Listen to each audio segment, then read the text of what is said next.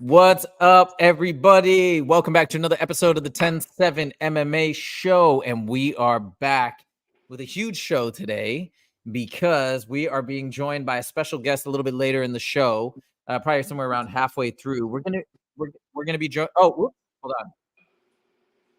Sorry about that. I had it open another window, so I started playing. But we're gonna be joined by Chris Curtis, legend, obviously your teammate Justin. So thank you for teeing that up. I'm super excited about that. And yeah, we can't wait to have Chris here later on. But anyways, we got so many things to discuss because and by the way, check out the logo, guys. We got the logo now up. We're moving up in the world. Yes. Yeah, so there you go, 10-7. No, and the artist even made me look like a fighter, so I love that. But anyways, man, so many things are going on in this world, and with UFC 296, so wild. The first thing I wanted to do, and obviously I want to get Chris's thoughts later on in the show too about what's going on in the welterweight division, in middleweight. So many things are happening, but press conference was yesterday, and people were so disappointed that Garry had to come out of the fight, pull out. Really disappointing.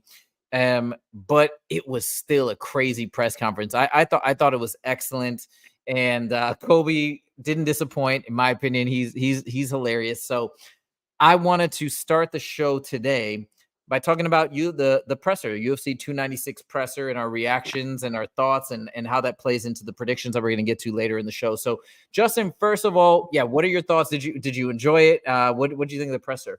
One of my favorite pressers in a long, long time, probably since the McGregor era, man. Like Colby comes out, all in his costume. He's running his mouth to everybody on stage, and I tell you what, love him or hate him. I know a lot of people hate him. They think he crossed the line during the presser, but this guy's selling tickets. This guy's selling himself. Like I said, whether you love him or hate him, everybody's tuning in. He's doing everything right. He's crossing the lines, and people are like, oh, he talked about, Leon Edwards, father that passed away. You know what he did? And I'm okay with it. I know a lot of people aren't okay with it. I'm okay with it because guess what? That just about 100,000 more people are now going to view into that. Is it something that I would do? No, I don't have the guts to do something like that and attack somebody's family. But I totally understand why he did it. I think it was do I think it was over the line? I definitely think it was over the line. But guess what? It got views. It got people talking about it. I mean, we're talking about it right now. All the other podcasts are talking about it right now. This guy's a genius. I don't know who's in his marketing plan. Coming out and saying, "Hey, who here's fuck Garry's wife?" Like this guy's hit everybody on every angle. Everybody's talking about it. Everyone wants to see him get his ass whipped, and everybody's going to tune in to see him get his ass whipped. And he's done everything right. And I'm sure after the fight, he'll probably say to Leon, he'll probably apologize to Leon like he did Kamara, whether he wins or loses. But this guy's a salesman, man, and I'm buying what he's selling.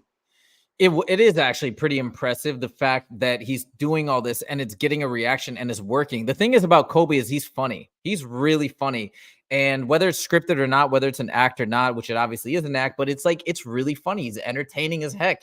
And it's coupled with the fact that he's not afraid to go to those deep, dark places, which you said you are. I definitely would be. I mean, I wouldn't even want to say those things. Like, now, here's the thing. And by the way, Kamaru Usman had some amazing comments. He's like, you need to appreciate the fact that you have a dance partner like Colby, because that's what he's going to do. He's going to get you ticket sales. He's going to make you money as the champion. Those pay-per-view buys are going to be amazing. But here's the thing. This is what I want to get your perspective on. Again, the fighter mentality. Like, so for people who don't know, this is what happened to Leon's dad. His dad was actually murdered. So it's like, it's a pretty serious thing. Now, it may translate to another 100,000 pay-per-view buys, like you said, but to hit on such a sensitive topic, obviously Leon reacted and was rattled the entire rest of the press conference. Let me stop you right there. Tell me. Leon Edwards was rattled. I mean, what else does Colby want? You want him going in there you want him going in there, I'm going to fucking kill him. I'm going to kill him. I'm going to overcommit on my striking and get his takedowns, man. I mean, not to interrupt you. I just want to say, go right there. He's rattled. You think he rattled him at the press conference? The press conference is the fight before the fight. The weigh-ins is a fight before the fight. Like, Colby's doing everything right, man. And I tell you what, I know he's a big dog in this fight. And I was looking at the odds this morning. Dude, I'm taking Colby and I'm taking Tony Ferguson at plus 800. So let's go. Ooh, it's at plus 800. Oh, you mean the parlay? So like 720 actually, but I might find a better line at plus 800. So somebody was saying that now the fact that maybe he has rattled him, he has gotten his head a little bit, and he is that upset, that could be the perfect strategy because that might lead him to overcommit, tire himself out, and then do you think that's like, is that a real, do you think that's really going to happen in the fight from your perspective as a fighter? Yeah, man, and I'm going to tell you why I think it's going to happen is because I've had it happen to me. You know, we talk about UFC vet Carl Deaton. He came to my gym. We trained together. We were friends. We smoked pot together. You know, we've partied together. You know, once I got cut from the UFC, Carl Deaton got kicked out of the gym and started calling me out, calling me a pussy, calling me this, calling me that, saying I was a shitty fighter. You know, saying that he could whip me, and I was so caught off guard because this is my friend. This is a guy that I've had over for dinner. This is a guy that we hang out at my house and smoke pot together, and it was so out of right field, and it rattled me. And I remember thinking in my head, I'm a much better grappler. I'm a much better wrestler than this guy. But all I could think about is landing that big left hook and knocking him unconscious. So when we started the fight off. We got in a little bit of a flurry fight. I landed some good shots. I compromised his leg. Then he got me over committing on shots and took me down and just laid on me for the decision win. So from an experience point, if I could go back in that fight, I would have taken my time. But I really had so much aggression towards him. I wanted to hurt him. I wanted to prove a point. And because of how he talked, all the shit he talked shit about my family. He talked shit about me, you know, and I really wanted to hurt him. With that being said, he got in my head and he changed my game plan from a conservative wrestling game plan to I'm going to knock this motherfucker's head off. And then he changed his game plan to wrestling. And, you know, it is. So I think Colby's doing everything right to get in Leon's head, to get him to overcommit on those shots, to put his wrestling to best use.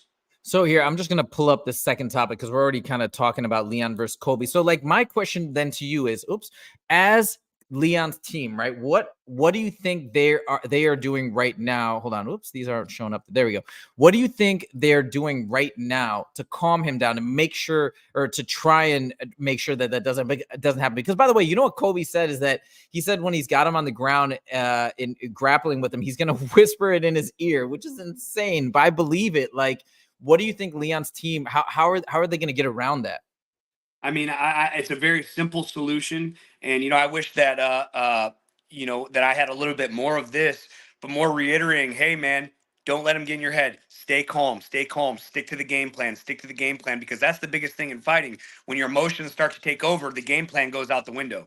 Like I said, there's no reason I don't take Carl Deaton down and grind him out for 15 minutes and possibly finish him in the later in the fight. But when I was in the cage, all I could see is I just want to hurt this motherfucker. I want to break his leg. I want to break his face. And you know, and unfortunately, I didn't have enough people telling me. I mean, I had a couple people, but you know, the people that mattered at the time when I was in the heat of the moment weren't, hey, calm down, calm down. All I want to do is hurt this guy. And I'm really hoping that his coaching. I mean, I'm not saying I'm hoping, but if I was a part of his coaching staff, hey, these are all theatrics. Don't let him get in your head, man. He's just doing this to get in your head to make mistakes. You have to stick to the game plan. We have to stay at range. Don't let him close the distance. Don't overcommit and stay. And that's truly going to bring out the true champion in him. If Leon Edwards is a true champion, he's going to be able to put all this to the side, perfect his game plan, implement his game plan, and beat Colby Covington. Now, I have another question too about Colby's age and his condition versus Leon's age. And my question is this. So people have been making a lot about the fact that he's had a 2-year layoff. He's older, but I know he doesn't cut a lot of weight and he doesn't take crazy damage in his fights. How do you think, even though he's got a few years, he's 36, how do you think Colby is holding up as a fighter, given that, and he doesn't drink, he's super focused. He's all about fighting and he's all about living a clean life. Like, how do you think he holds up right now physically to a much young, or not much younger, but like a Leon, who's about 4 or 5 years younger? You know, I can't speak on his personal life about not drinking and not partying and not doing drugs. You know, I saw him say that he gave up partying a long time ago so he could focus on fighting. I mean, do I buy it? Not really. I mean, a Mm. lot of fighters say they don't party. A lot of fighters say they don't do drugs. A lot of fighters say they don't drink. But at the end of the day, I'll see them in the club on Saturday. You know, at the time, I think there's a time and a place for everything. And you know, you know, dude, the guy doesn't. Again, like you said, he doesn't take incredible damage. He has an incredible gas tank, one of the best in the UFC. So he trains his ass off. With that being said, dude, I mean, I have no reason to think age is going to play a factor here because it's never played a factor in his prior fights. Okay, so bottom line, you're going Colby. I mean, I'm betting on Colby. He's such a big dog right now. You know, I'm looking at all the theatrics. I mean, he could be in Leon's head. He could be paying rent. He could be rent free, living in Leon's head right now. You know, and that pays a lot, dude. And like I said, at the big plus number that he's getting with the relentless pace he has, I mean, can Leon stop his takedowns for 5 rounds? I mean, he might be able to stop him for 1 or 2. I'm not saying he can't. I mean, he might be able to Right. do it for 5 rounds, but it's going to be fucking hard. And Leon's going to have to be on his game, man. And, he's not going to sit back. Kamara didn't really implement his wrestling very much in his last couple of fights. I know he has a lot of knee injuries and stuff, but Colby's going to. This isn't a question if he's going to or if he's not. Kamara, on the other hand, I know a lot of some people were saying, like, is he going to try to wrestle? Dude, I mean, he didn't, and he tried to strike, and he got knocked out the first time. He lost the decision the second time. Colby is going to try and wrestle. This is not a fake out to where he's going to, I'm going to feint wrestling to knock this guy out. Absolutely not. Colby is so good at what he does that he can just go in there. Hey, this is what I'm going to do, and you can stop it. Do you take him at his word when he says he's a totally different fighter since the last 2 years because he's been working, training? Do you believe that? Is that a thing, or do you think the time off's actually going to be a negative? I don't think it's gonna be a negative. I don't think it's gonna be a positive. Maybe his body was able to rest. I mean, coming back from a 2-year layoff, and I'm speaking again from experience. I had a 2-year layoff, almost a 2-year layoff. Post neck surgery, man. And when I got back in the cage in October, I felt great. Physically, I felt great. I mean, probably some of the best I've ever felt. I looked great. I felt great. But in the back of my head, I was always worried. There's that word. Fuck, I've been off for 2 years. Am I going to gas out? What's this going to feel like? You when you're fighting at a high level, whether it's in the UFC, whether it's Chris Padilla for UNF, like, you're going to take damage, and you just I always wonder, and I'm sure he wonders how much more damage can he take before he gets knocked out. Right. Okay. So let's move on to topic number 3, and then we're going to come back to talk about the press conference in a second, because we're going to talk about 2 people that actually weren't at the press conference. And oh yeah, we got Chris Curtis popping in right now. So this is the perfect time. I'm going to let him join. Wait, I see him in there. Wait, it says he's going to just need to connect his mic and cam before I can add him. So he's probably doing that right now. But we're very excited to welcome Chris to the show.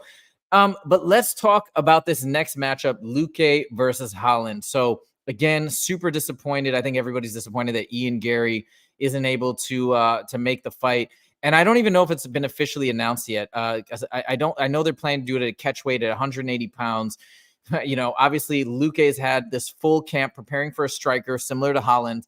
How do you see these two stacking up, given that Luque's had a full camp, given that he's prepared for a striker? What do you think? Man, I think this is not a good thing for Kevin Holland. He's coming in on 2-day notice. Luque's been preparing for a striker, for a very dynamic striker. I think Garry's a better striker than Holland is. Obviously, Holland's still dangerous. I'm not saying he's out of this fight, but I think I have to say Holland's in there just to collect a quick payday because oh fuck. Well, now we'll get the 170 expert. The ruler. There we go. There we go. It's like I think that Holland's coming in on 2-day notice, man. I don't think this is going to fare well for him. Like I said, Luque's been getting ready to prepare for a very, very tough striking Garry, and I think Luque is going to be too much for Holland. Fair enough. And by the way, we just want to welcome Chris Curtis to the show. Chris, thank you so much for joining. I'm a huge fan, the action man. I've seen all your interviews on the MMA Hour, and this is such a thrill for me. I don't know what Justin's told you about me, but I'm like I'm such a big MMA fan, and I'm so thrilled to have you join. So thank you so much for taking time to join our little show where we're trying to get bigger. So no problem. Anyway. I'm glad to be here, man. Just as my voice, I'm glad to be in. Yeah, I didn't know Luque actually was fighting Holland. I didn't know that went through. Now, so wait, it did go through, because I don't know if it was did it? Oh, I don't think it's been officially announced. They're trying, and I know it's a high likelihood. Well, here, I'm gonna look up right now to see if it's been officially announced. But Chris, can we get your thoughts? Like, how do you, given the fact that Luque's had a full camp for a striker, Holland's kind of coming in cold, how do you see this fight playing out? Man, here's the thing, man. Like, I'm a big Luque fan. I like the dude, but Holland is a unique issue for anyone at 170, just being that tall, being that long. He didn't have a full camp. I know Kevin works out pretty regularly. He stays in shape. He's not somebody that he doesn't train. He's a problem, man. Being that long with like that much range, that much snap on punches. Like, I don't, as bad as it sounds, man. Like, I don't really think it would be that terrible for Kevin Holland, honestly. Okay, very interesting. I can't wait to see this fight. I'm a huge Kevin Holland fan, and I would love to see what happens in this matchup. So I think it's a great substitution. Let's see if we can pull it off. And Kevin Holland is just such a legend for jumping in late notice once again, having to do this so many times. He just does it with no complaints. So he's just a straight legend in the UFC, and I can't wait to see that. By the way, I want to jump ahead a little bit to our sixth topic, which is actually talking about Ian Garry. Why not? Since we're talking about Luque versus Holland. So the reason why I want to just quickly bring this up is I was watching the weigh-in show this morning, and Ian Garry actually called in to during the weigh-in show to kind of give an update. And what he said a couple things. First of all, he said that the news about his child also being sick, he said was nonsense. He said his kid is totally fine. And he said, he's not doing well. He said he could barely breathe, I think, yesterday. So that's what he told him. It was a pretty quick conversation. And then he got off the phone. He was having some signal trouble. But yeah, what are your thoughts on, this pullout? I'm just devastated because I was so excited for that presser and so excited for the matchup. But yeah, what do you think this does, both you guys? Like, what do you think this does for Ian Garry's career going forward, and what's his next move? I mean, at the end of the day, dude, like people get hurt, people get sick. Like, it's not the first time I've seen people get sick on fight week. Like, people have to remember, like, you were at this week leading up to the fight is when you're at, especially when you cut weight, you're at your absolute weakest. Like, this is when you're most likely to get hurt or sick. I've been sick on fight week. I've been everyone's been hurt or sick or fight week. Like, this shit happens, man. Like, people are crazy. Like, this is when you're at your most vulnerable. And like, dude, like, you got pneumonia. Like, what do you say to that? Like, hell, I had walking pneumonia after my last fight. And like, I'm in the gym trying to like spar, thinking like not knowing what's wrong with me. And like, there's some like Drinkus had somebody, one of Drinkus's guys from South Africa. This kid, Walter, kid was just kicking my ass. And I'm like, wow, I forgot how to suck off. I forgot how to fight all of a sudden. Then I go find out, like, yeah, you got like walking pneumonia, bro. Like, you shouldn't be training. I'm like, oh yeah, like that shit makes a difference. Like, I'm 2-3 weeks out of a fight, and like I should be feeling fine, and I feel like I'm dying. Like I'm sparring with this kid, and I'm like having a stroke. And like, I'm wheezing, I can't do anything. So like that shit's no joke, man. Like what do you want him to do? Like go in there and get beat up because he can't breathe? Like, come on. How often does that happen where guys have like the flu or pneumonia or something like that, and they just say, F it, I'm gonna fight anyways? You do all the time, and like those guys, and you usually lose those fights. Like you got guys fight with the flu, pneumonia, staph, and sometimes we're too smart for our own good. We'll go out there and fight it. Like just fucking this guy over here will fight with a broken arm until 45 minutes notice. But you go out there being tough, like blah blah blah, and you lose. And the issue is, once you lose, if you walk in with an injury, no one cares. You're a loser. And if you're like, well, fuck, I was hurt or anything else, they're like, oh, well, now you're making excuses, blah, blah, blah. Like, bro, like, why risk the loss and risk the damage to your career when, like, it sucks for Luque. Like, Luque, like, fuck, he's the biggest loser out of this entire weekend. So it sucks for him. But, I think after a certain level, well, you start to learn, like, there are some risks that just aren't worth taking. Yeah. I hate this narrative where it's like, oh, you're making an excuse. It's like, well, if it's the truth, it's the truth. I never understood that, unless sometimes maybe if people made stuff up, fine. But like, if that's actually what happened, I don't get the big problem of being like, hey, I was a little under the weather, but I'm not a fighter. You guys are way more badass than I am. Okay, wait, Justin, can we roll back? I just want to get Chris's thoughts on Leon versus Colby, because we talked about it for a bit. And Chris, I'm not gonna tell you, that's what I'm talking about. I'm not gonna tell you what me and Justin talked about, and he kind of swayed me a little bit too with what he talked about. But yeah, like, first of all, the presser was insane. If you saw what Colby said about Leon's father, which everybody, I didn't see it, but I heard it was like he's like makes fun of his dad. I'm like, bro, you get shot from doing that shit. Like, oh man, Colby's really abusing the security like to his advantage. Yeah, and just to give you background in case you didn't know this, so Leon's father was actually murdered. I think when Leon was pretty young, like 12 or 13. So it's a pretty sensitive spot. And Colby brought it up, and Leon flipped. He like threw a monster bottle at him, and it was all worked up. And he didn't really say much the rest of the press conference. I think he was really upset. That being said, that and then everything else, right? The two different skill sets. How do you see this fight going? This is so you're gonna hate this answer. Everybody hates this answer. It's my honest answer. This is a coin flip to me because we know how we know Colby. We know the Colby like with the pressure and whatnot. And the only person who's ever really done that successfully, like and stopped that, was Usman, right? Yep. And Leon beat Usman, but it's a style thing to where I don't know if Leon's gonna land the Hail Mary head kick. Because like I'll go the first Colby, the first Usman fight. The second Usman fight, like it looked like Usman had no knees. Like he like I don't know if he had an injury, but he didn't look like himself. Like he wasn't moving. He's either hurt or maybe he's like time caught up really fast. He just didn't move like himself. So going off the first fight, Leon lost every moment of that fight until he won. Like Usman was winning that entire fight. So I kind of want to lean Colby doing the exact same thing, just pressuring him, because like that style was breaking him. And the second fight, it just didn't work. I don't think Leon made a huge, crazy adjustment. I think Usman was just like a shell of himself in that fight. Like maybe it was too soon, whatever. But like, so my heart kind of wants to lean like Colby's just going to overwhelm him. And like, but at the same time, like the head kick of doom's always there. And Leon can turn you off. And Colby's been known to make defensive lapses. Like he got cracked by Usman. He got fucking cracked by Masvidal. If Masvidal can hit you on a counter hit, like Leon Edwards can hit you. So can Colby do this for 25 minutes? And when's the last time Colby really finished somebody? Like it's been a while, hasn't it?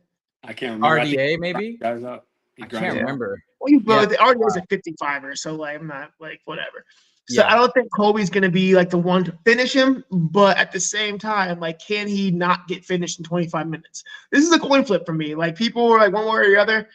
I would lean Colby, but then again, when's the fucking last time Colby fought? 2 years. 2 years ago. My head says Colby, my heart says Leon. I love that answer. So that's kind of what Justin was saying. To be honest, you guys are in agreement. Almost exactly. Yeah. What I said. Oh my god, I'm so excited for this fight, dude. I'm kind of now. Who are you pulling for this? Who are you pulling for this? Dude, I don't know. See, here's the thing, man. Are you asking me or Justin? Yeah, you. No, okay. Yeah, Justin. What are you leaning?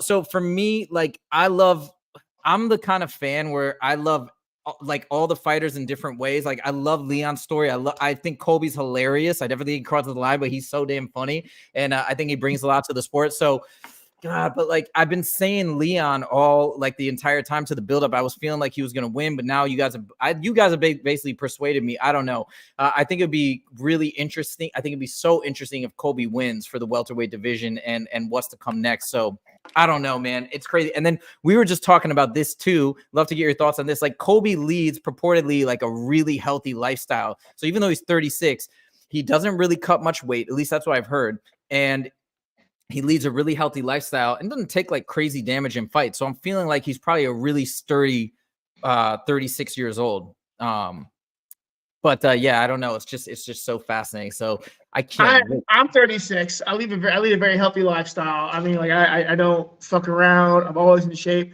36 is still 36. Like that shit makes a difference. And my big thing is too. Like I think my big question mark is why I kind of want, like my heart says Leon, is 2 years off is a long time. I don't care what you're doing. 2 years off is a very, very long time. And not just to not be like, even if you're training, the game changes. Like, especially look at how much the game's changed in the last 2 years, where we kind of shifted from the wrestling meta back into a striking meta. Like it changed, the game changes a whole lot. So 2 years away from that is kind of scary. So I'm wondering if, like, maybe is Colby walking back into a meta that's changed? Like, so that a lot happens, man. I don't like. Look at Usman, man, king of the wrestling, like the wrestle puncher, and a lot. What division has a wrestle puncher right now as a champion? Like not many. Like the game's always ebbing and flowing, and that meta change. So I'm wondering, is he walking back 2 years later into a game that's completely different? Right. Oh, by the way, Drew Peacock in the comments section in the live chat just said the last time Colby had to finish, I forgot, was Woodley. So he did finish Woodley. He broke his rib, if you remember that fight. when was year that? was I When did he- vaguely remember that. Yeah, he had him down on ground. It was like ground and pound, and Woodley was on his back, and he was tapping out off Yep. his back. Yeah, it was right before he fought Usman for the first time, but I can't remember what year. Here, I'll check it out. By the way, I have to throw one thing out, Chris, and just want you don't have to even respond to it, but I do have a message for you from one of our buddies. What's up? Jesse on Fire. Okay. Oh, And okay. he wanted to tell Hello, you that that guy. he wanted to tell. So he's been so really kind to us, and I think he's an amazing guy. I saw the Jake Paul fight with him. I love him. Such a cool guy. He wanted to tell us that he loves you, and I think you may have had some a little bit of beef with him, but he wanted to just communicate the message to you that he loves you and he supports you, and that's it. So I'll leave it at that. I will say, somebody mentioned, teammate mentioned this, and I was pretty sure I was mad at him. And now I'm thinking about it, and I'm like, maybe I wasn't mad at you. Maybe I was mad at I was going through it for a while. So maybe that may be on me. For a while, I was just mad at everybody. You may have caught a stray. So my guy, I'm real. If that wasn't you, I apologize. Fuck, that was on me. I kind of had to step away from social media for a little bit because that shit was driving me insane. So you might have caught a stray. If so, I apologize. Awesome. Everybody says you're a great dude. I think I may be the asshole here. So that may be on me because I was he said something about me that pissed me off, and I was like, did he, or was that just did we just congeal with everything else? So if not, and that was me, I really do apologize. Everybody says he's a great guy. He's been great to you. Keep being awesome, my guy. If I made the mistake, I am so sorry. I was in a really weird place for a little bit. That was on me, so I'm really sorry. Oh, that's so great to hear. I mean, and he's so respectful of fighters, and that's what I love about. I watch his stuff all the time, and he may have just caught a stray. I may have just been raging, and I don't know what happened. If so, I apologize. I was in a weird spot for 2 or 3 months there. I apologize. All right, fair enough. Awesome. All right, we cleared that up. Thank you so much. All right, let's move on to this crazy fight. And I wanted to get both your thoughts on this Wonderboy versus Shavkat matchup. And I also want to get your thoughts on Wonderboy in his interviews leading up and at the presser, because to me, and I hate to say this because I'm just judging from the outside, but he seems a little scared. Now, I also do know that sometimes being scared can probably work in your advantage. It works to your favor, potentially, depending on the way you fight or the type of fighter you are, mentality you have. That's what I've been noticing, and I do know that the matchup seems to favor Shavkat and all the odds makers. But anyways, I want to pass it over to you guys, the experts. Justin, let's start with you. What do you think? What do you see happening here?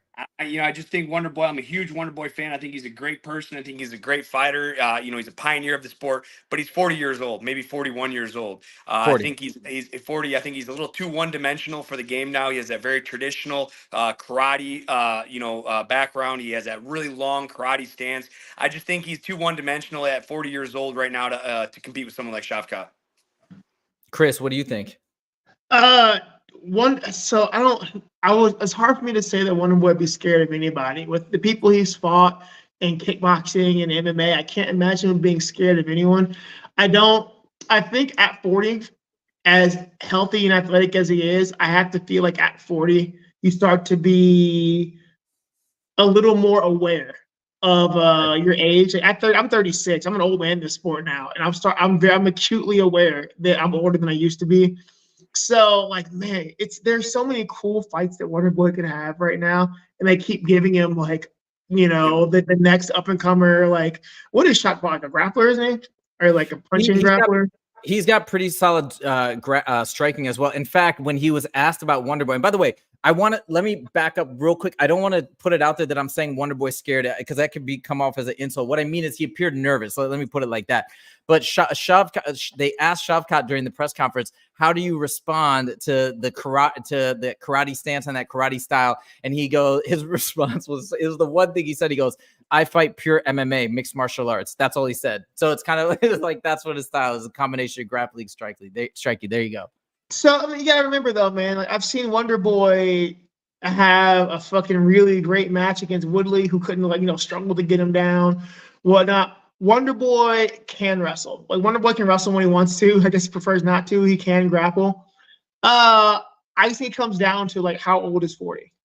Like, we're talking about, Colby's 36. I know Wonderboy takes supremely good care of himself. Like, dude's Yeah. like the most holistic guy that I know.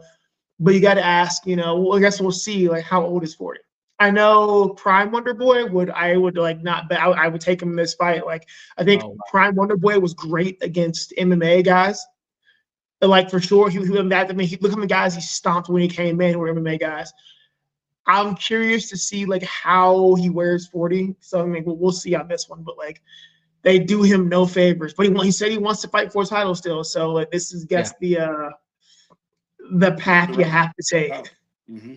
I think so. And if he wins, I could see that as a realistic possibility for sure right after this. I mean, everyone's saying Shavkat is the next coming of the 170, champion. So I wouldn't see why that couldn't happen. But very exciting matchup. Wonderboy is always exciting. So is Shavkat. We're going to move on to the last fight that we're going to discuss today, which is Ferguson versus Paddy. And I was putting your hands here. I mean, look, I'll tell you this. I thought they had really entertaining moments at the presser. Okay, well, wait, Chris, let me just turn it over to you because you're reacting. What are your thoughts? I am a big believer in the MMA gods. I think the MMA guys, the gods of fighting, like you're rewarded as a person when you're a good teammate, when you work your ass off, when you like corner people. I think that gives you credit with the MMA guys. Earlier this year, I used most of my standing credit when Sean Strickland fought. I was like, check that shit in. I was like, I MMA guys, I need you to let him pull this off. Whatever credit I've built since then, I have to cash on Tony Ferguson. He deserves this. Like Tony, like for all of us old heads, like we're old heads here. The old heads need to see Tony win. Like my heart can't take it to see Tony lose to Paddy Pimblett. I have to know that like some of the old guards out here kicking and screaming. Like all I'll say is Tony Ferguson, do not go quietly into that good night. Like rage against the dying of the light. Like I need Tony Ferguson to do this. Like, I don't care what it takes. I'll cash in any good fortune I had left. I need Tony to do this. If I wake up in the morning and he's lost to Paddy Pimblett, I don't want to live in this world anymore. Oh, wow. Justin, what are your thoughts? I mean, you know how I feel about it. We've discussed this time and time again. Tony Ferguson is an old school OG, man. This guy, he was on a 12-fight win streak, one of the longest win streaks in the lightweight division. He's lost 6 or 7 in a row now. But again, look at who he's competing against: Mike Chandler, Charles Oliveira. Who are some of the other guys out of the 7? I mean, they're all top 5, top 8 guys. Who is Paddy Pimblett fought? Paddy Pimblett just lost to a guy that I've never even heard of before. Tony Ferguson, I'm on the same page with Chris. He needs to come through. I want him to win. I don't care if he wins this fight and retire, if he wins this fight, obviously he's not going to retire. He still wants to, make a title run. But the thing is this, I want him to win so bad. It's the old guy versus the young guy coming up, and me being an old guy, I'm 34, Chris is 36. I can't not root for a vet, man. This guy, he's an OG in the game. I've had a little bit of interaction with him via social media, man. Fucking super nice, super humble dude. I can't. And Paddy Pimblett, fuck Paddy Pimblett, man. He's a fucking punk. And what's his record in the UFC? Like 2-1. Like, congratulations, dude. His first 2 fights of the guys he fought had losing records, and then he lost to some guy I never even knew, never heard of, and now he's fighting the OG, man. It's as an old school fighter, man. Tony has to win this fight. I'm with Chris on this. Well, technically, I think you're talking about Jared Gordon. I mean, he technically won, but I know what you mean. He lost in the eyes of the public. And I'll tell you this: who did he lose to? He lost to somebody. No, I think he's undefeated in the UFC. Really? Let me double check. Hold on. He should have lost to Jared Gordon. He should have lost. Jared Gordon won that fight. Jared Gordon won that fight, but didn't win that fight somehow. Like that was even the brass was like, that's kind of questionable. Every fan watching that, every fighter watching that scored it for Jared. Like it was insane that went that way. That was a gift. I'm curious to Chris's opinion on this. Is the UFC has an agenda? All right. The UFC wanted Sean O'Malley to beat Aljamain Sterling. The UFC wanted Sean Strickland to beat Adesanya. The UFC wants Paddy to win to kind of shoot him. That's why they're giving this guy. He's on a 6-fight losing streak. They think matchup on a 7-fight losing streak. This fight makes no sense outside of like Trying to boost him, They right? want to use the last of Tony's name as an ember to light the fire for Paddy, and like that's it. It happens. It's especially it happens in all sports, but in fighting, boxing, MMA in general, it happens the worst is when the old guard gets fed to the new guard. And like in sports, your team, you're on a team like in basketball and football. You got your your Roethlisbergers. You kind of age out of the game, whatnot. That's one thing. You get to do it gracefully. It's really hard to age out of fighting gracefully because when you stop winning, you're losing, and it's usually losing badly. So it's the old guard does tend to get fed to the new guys, and like this fight makes no sense aside from the fact that they think that I feel like they think Tony's used up. So let's get the last out of him before his name means nothing anymore. So I rewatched his last fight against Bobby Green, and me and Justin have talked about this. I'd love to know your thoughts. I actually feel like the criticism Tony got in that fight of looking slow and getting tagged was unfounded because, and I don't know if you agree with this, if you really watch it, all the damage started occurring after the eye poke. And I think people brush that off and don't give it enough credit. Like that's when I feel like his depth perception was off and his timing got way slower. And that's when he started getting pieced up. Do you feel there's any merit to that thought or no? A little bit. I think the issue is you have to remember. So granted, like the eye poke did kind of change things for him, but the bigger thing is remember the Tony before, it wouldn't have mattered. You could have freaking eye poked him and hit him in the nuts with a sledgehammer, and he's gonna get up and go back to being Tony. And to see him respond so negatively and kind of get thrown off his game, I think that's where the criticism comes from because we got so used to seeing we all hold prime Tony in our hearts still. When he's even how he is now, we look at Tony and all of us old heads are remember prime Tony because he was such an iconic fighter.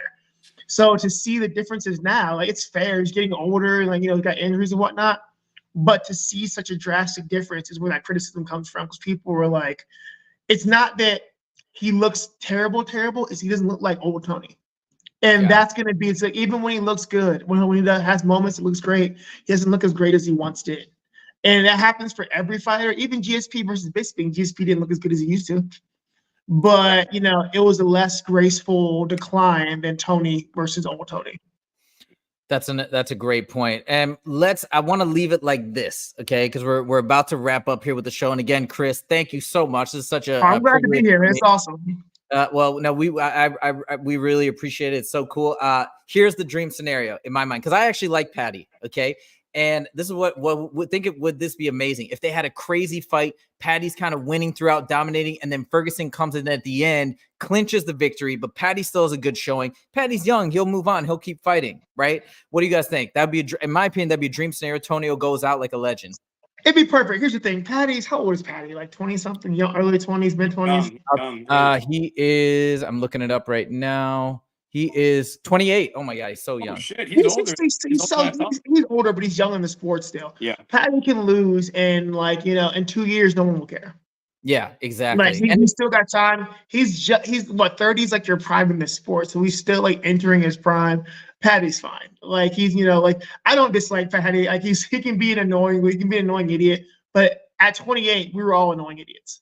True. So as much as I have to check myself sometimes. Paddy's a fucking idiot. He's a punk. And I was at 28-year-old me, I'm you know what? I was an asshole and a punk too. So it's whatever. So I'm not going to, I've had to kind of back off my Paddy criticism and I'm getting old and more self-reflective and introspective. But he's young, man. He no matter what happens, he'll recover. He'll be fine. I think we just want Tony to win, man. So have a good showing, but I just need Tony to have a flash of himself. I would love to see Tony win this and walk away. Yep. That would be the best scenario. So I had enough for this and walk away. I mean, he said in the press yesterday, he's not doing it's not fun anymore. It used to be fun. He used to want to put on a show. This is not fun for him anymore. He's coming in here as a businessman. And once it becomes not fun, and it's a big change, man. I've dealt with a similar situation. Fighting the last couple of years, fighting very fun. Yeah, dude. When I was young, 28 years old, dude, I loved to get in there and get hit and fucking scrap and bleed. Now I'm 34, and it's fuck, I stubbed my toe. Man, it's fuck, I need to take 3 weeks off training. I've loved fighting since I was freaking 12 years old. I've been fighting since I was 12. I love it. And it's such as you get older, like it does start to get less and less fun because, like, man, it's when you get up and you don't hurt, you can get up, you work out 6 hours, get up next day, do it again, go spar. Next day, no injuries, no side effects. It's great. When you start getting older, I wake up. I was running at 5:30 this morning, and I'm like a mile and a half into a 3-mile run, and I'm just like, my feet hurt. Like I hate this. This is what I used to do as a kid. I'd get up, I'd go bang it out in the morning, not care, ready for the day. It's 5:30 in the morning. I'm outside. It's cold. My feet hurt. I'm like, oh my God, this is terrible. Like, why do I do this? This So is so he's right, man. This is so funny. Oh, sorry. Go ahead. Because the worst thing is, this is the worst job. Like when this becomes a job, it is the worst job in the world. So it's just funny to me because you guys are talking about, being old and all that stuff. And you're 36. Justin, you're 33, right? I'm 34. 34, right? I'm 43. I'm the real old man in this group. I just haven't trained like you guys and, been a fighter, obviously. But yeah, I'm the real old man. So you guys hopefully feel young in front of me. Anyways, all right. Let's wrap it up. I want to thank both of you for joining. Hey, again. real quick. Tell me, Give Chris has his own podcast. Sean Strickland and Chris. Sorry. They have their own podcast. Like, when we get around to doing it, yeah, it's the Man Dance on our YouTube. We are really bad about keeping up on this, but after the 20th, guys, it'll be back regular. We're both training right now, same card. So after the 20th, we'll have probably one before the fight, and then we'll get on a regular schedule probably. No promises. We're really bad at this. It's so good, by the way. I've seen a bunch of episodes, and obviously in the interim, you're always welcome to join here if you want to talk MMA. I had a great time, man. Seriously, I'm really happy to be on. Awesome. All right, guys. Thank you so much. Thank you, everybody, for joining. And please subscribe if you haven't done so yet. And we will see you next time. And we'll see you at can't wait for UFC 296. So excited. All right. See you in the next video. Take it easy. Later, guys. Hey, Chris. Yeah.